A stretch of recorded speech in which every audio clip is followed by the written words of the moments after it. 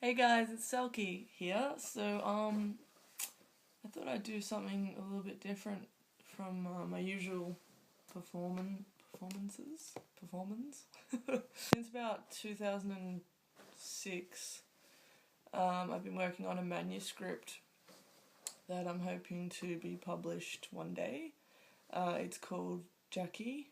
It's a 65,000 word manuscript. And I've edited it in full, I think, about 3 or 4 times.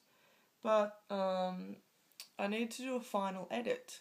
But I found in writing over the years that it helps to read out loud what you want to edit. And because I'm getting tired of reading my work over and over to no one, I thought I might do like a little audio book for you guys. Each chapter will be a video on YouTube, and if you guys like what you hear, you can subscribe, and then everyone will find out about my book and it will be awesome. So this is Jackie by Emily J. Barrow, which is my actual name.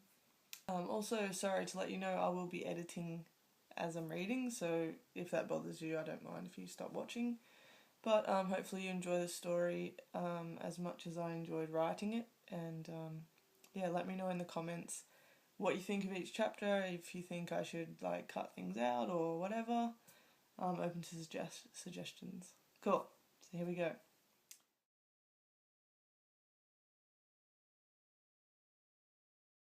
As each tear falls from the sky, I rip out my heart and catch your pain, soaked into me. Brought out from the deep, a tidal wave crashes. I'm knocked down. The salt water burns my eyes. In the distance, I see a rescue boat. I wave my arms. Help, please help, I call. The tide is getting stronger. A dark cloud stains the sky. The rain pelts down at me. Like bullets, I am blinded. But I never stop waving, not for a second, because I know when that boat fills with tears, she'll come looking for me in the dark. Prologue. It started off as a dream when I was little. As I got older, so did the dreams. They became much more vivid and so much more beautiful than my own existence that I just wanted to sleep forever. All I ever wanted to be was the girl in my imagination, the girl I invented, and the girl who saved me from myself. We moved to Torquay when I was 3. Dad was the reason. He'd got a job designing houses. Properties were selling fast and we had money. Mum had always planned to have a house overlooking the sea. Torquay was a small coastal town in Victoria, a place where it meant something to call yourself a local, a place where a surfer and his dog could find happiness without boundaries and live each day off the salt on his hands and the coloured scabs of surfboard wax congealed to his feet. A place where tourists came to get away from the city, but not so far away that they forgot who they were or who they were trying to be. We were living at the caravan park while our house was being built. It took nearly a year because one of the builders went bankrupt. Dad spent most of his time at the property, and Mum got a job at the local supermarket because she was bored. So I spent most of my time with the park owner, Norma, a cranky widow who would never let me do anything fun. My brother Michael was around too, but he was allowed to go to the arcade across the street because he was older. At the beginning of 1990, when I was just about to start school, Dad left. He'd privately sold our house and pissed off without a trace, broke Mum's heart and didn't come back. Mum wouldn't let us go anywhere after that. Up until my 10th birthday in 1994, we only ever left the park to go to the dentist or the doctor's, which even for a needle or a filling was an exciting adventure among many I never knew about until now.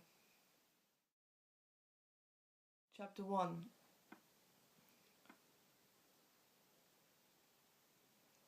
Jacinta, honey, where are you?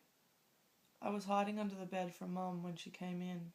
I'd jump out and scare her. I used to always play this trick on her, but she never remembered. Boo! I grabbed her leg as she walked by the foot of the bed. She screamed and pulled me out. Oh, you scared the living daylights out of me. She smiled and hugged me. Do you know what day it is today, Mum? She kept smiling, but her eyes stared with question into mine. It's your birthday. Happy birth...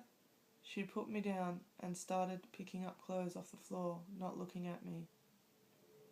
Don't be silly, Jacinta. My birthday is weeks away. No, it's not. It's today, July 6th. I remember... It's not, she yelled. I jumped backwards, my fingers gripping the bedpost. Just leave it, would you? Her eyes had tears in them and her forehead crinkled.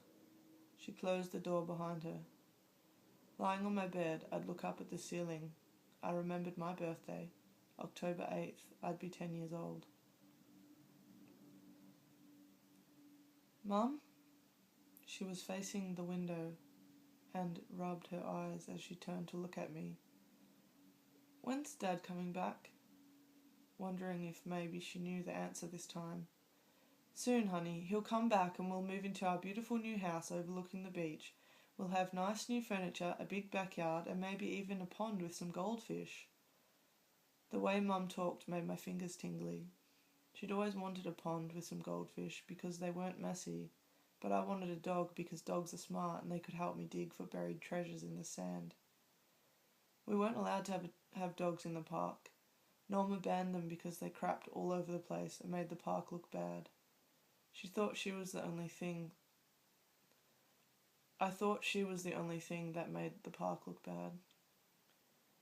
Jacinta, you know we can't have a dog. If we get one, then all the visitors will think they can bring theirs and the whole park will be filled with dogs. And you know how Norma feels about dogs.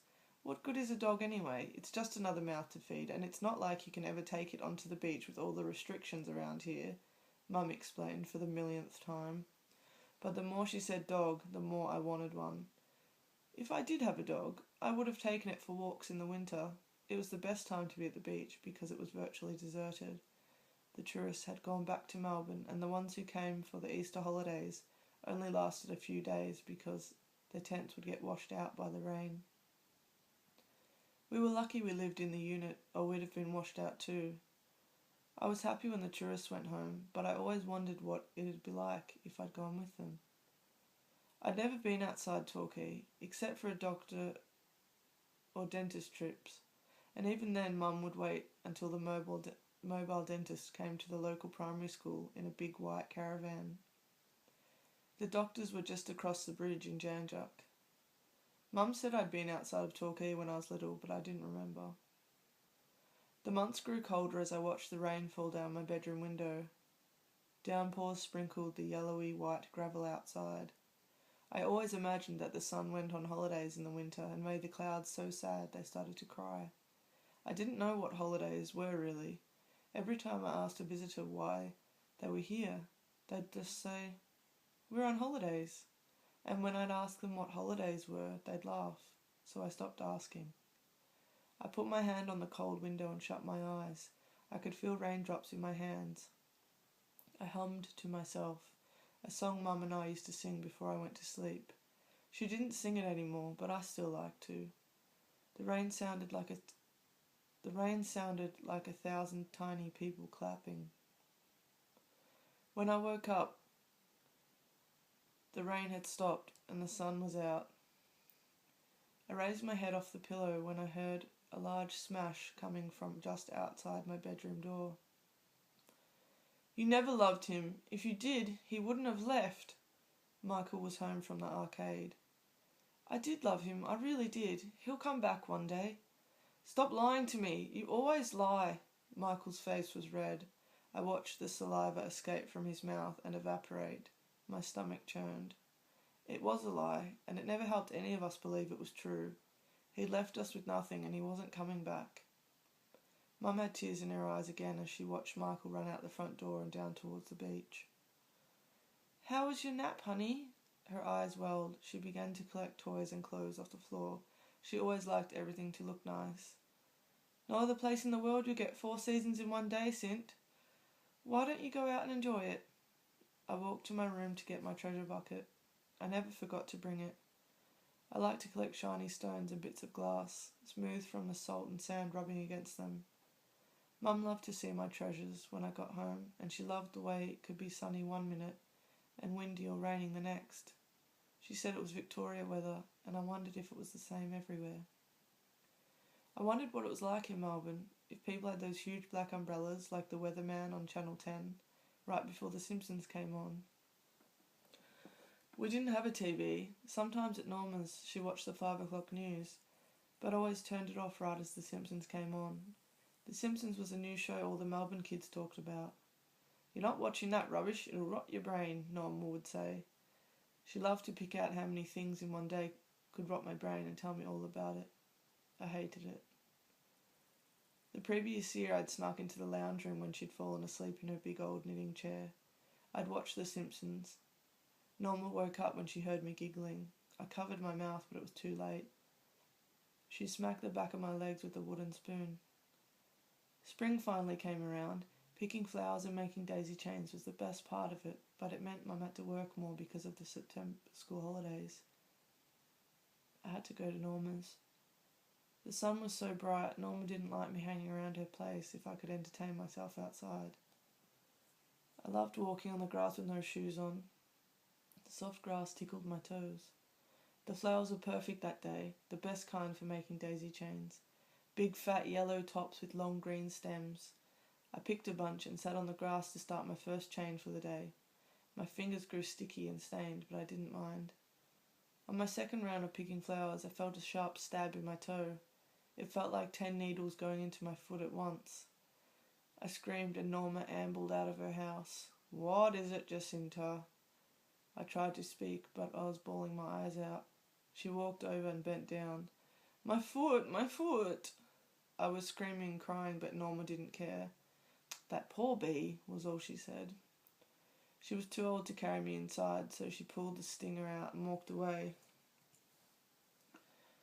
By then I was hyperventilating because I didn't know what was going to happen to me. The previous summer a kid told me he'd been stung by a bee and had to go to hospital because he nearly died.